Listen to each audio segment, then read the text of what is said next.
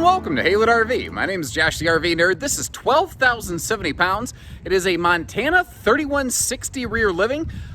It is sort of like a flip-flop version of today's Montana 3121 RL. Opposing slides, this one just happens to have all the windows over on the driver's side versus the passenger side. But it's a little bit shorter and a little bit lighter as a result.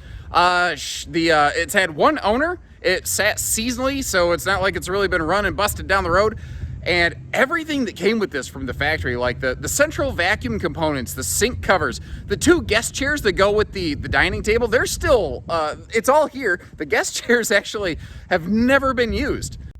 It's kind of funny. It took me a little bit to sort of remember. I was thinking back through, I've been in this floor plan before, and not just a 3160 Montana, but something else very much like it. And I realized that this layout lived on for a couple more years, called a 305 rear living Montana High Country versus this 3160. I call it Full Monty, the big luxury version. Now, the only point of concern I've really seen in this one is just, you can tell the theater seat was used. You can see a little bit of wear on that arm over there. If you sit on it, you can definitely feel the foam has been broken down in there, but it's not like terribly uncomfortable either. You can just feel that it's been used quite a bit. The little kind of skin cancer on the seat there where it's worn a little bit, it's not really hard. You could go to an upholstery shop and you'd be surprised how cheap and easy it is to get like little slip covers on that. Something I do want to point out here though, I think it might have been one of the very first years they did it. Dual whisper ducted centralized air. So it is a nice quiet running air system, not just here in the living room, but up in the bedroom as well. Big wide hide-a-bed over here, and I can tell you from personal experience, two adults can spend a weekend on that and get along just fine. My wife and I managed to do that on the back of Mr. Haylett's Montana, and we didn't choke each other to death when it was all said and done. 18 cubic foot gas electric refrigerator freezer. What's nice about those is, like, even if you're just a park camper, if the park loses power, it'll just kick over to gas mode. And then when the park regains power, it'll kick back over to electric. You don't even got to think about it. You don't even have to be present. It'll do it all too magically. Convection microwave up here, by the way, nice big 30-inch, range style.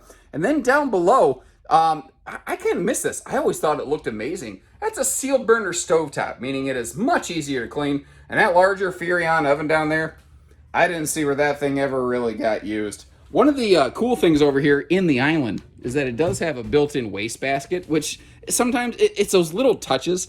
If you talk to anyone who is a Montana owner, like before we carried Montanas at Haylett RV, it was hard sometimes to really tune in and see some of those things, because on paper, so many RVs do the same things. But when you get in them in person and you get to really dissect them to a greater degree, you learn a little bit more about them.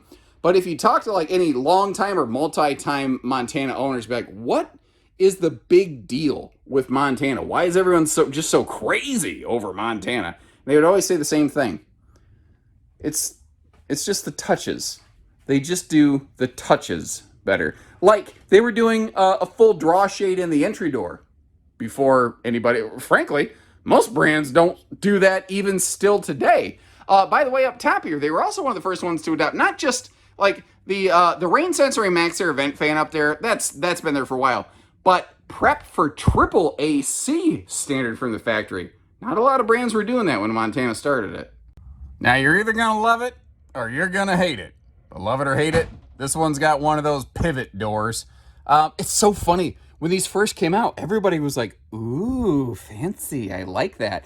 Then after like a year, everyone's like, oh, that's neat. They has one of those things. And then a little bit after that, all of a sudden everyone's like, I don't like that pivot door anymore. It's just all of a sudden, overnight, one year, it was like fall of 2018 and then spring of 2019. People went from those are great to I hate it.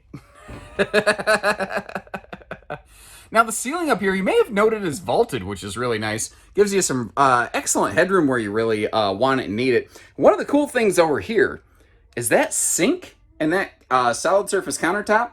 They're all actually one thing. And there's a lot of counter space there. That's no joke. Like, you can actually set down a blow dryer or a shaver and still have room for toothbrush and toothpaste and all that kind of stuff. Here's a much better look at that vaulted ceiling as we enter the bedroom, because that darker trim piece at the top of the front closet really showcases it, I think. And remember, double whisper air, so if you don't see the square, you won't hear the air. I don't think I've said that. That was like one of the original RV Nerdism number 37s right there. Nice tall slide, by the way, which allowed for maximum sized slide side windows, which is a lot of S's and alliteration, tricky to say. Power outlets right here in the slide. And if I'm looking over here, I think maybe the previous owner had a dog. I'm not entirely sure about that.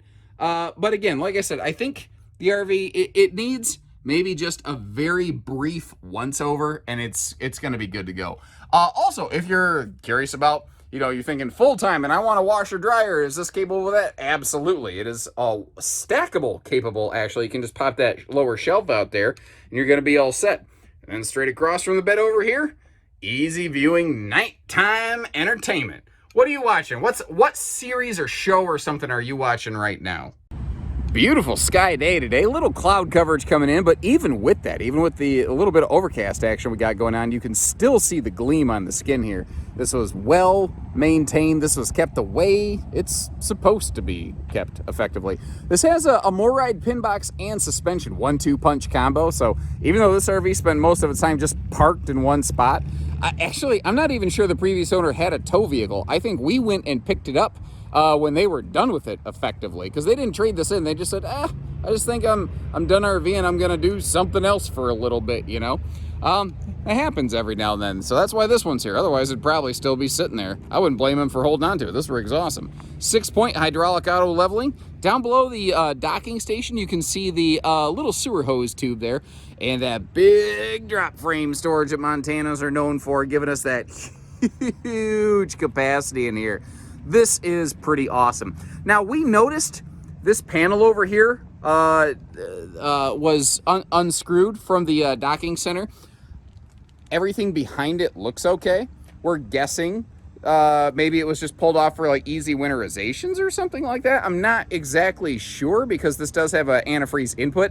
One thing I will tell you is that we are going to actually run this RV through our service department and especially check in that area just to make sure there's nothing wrong.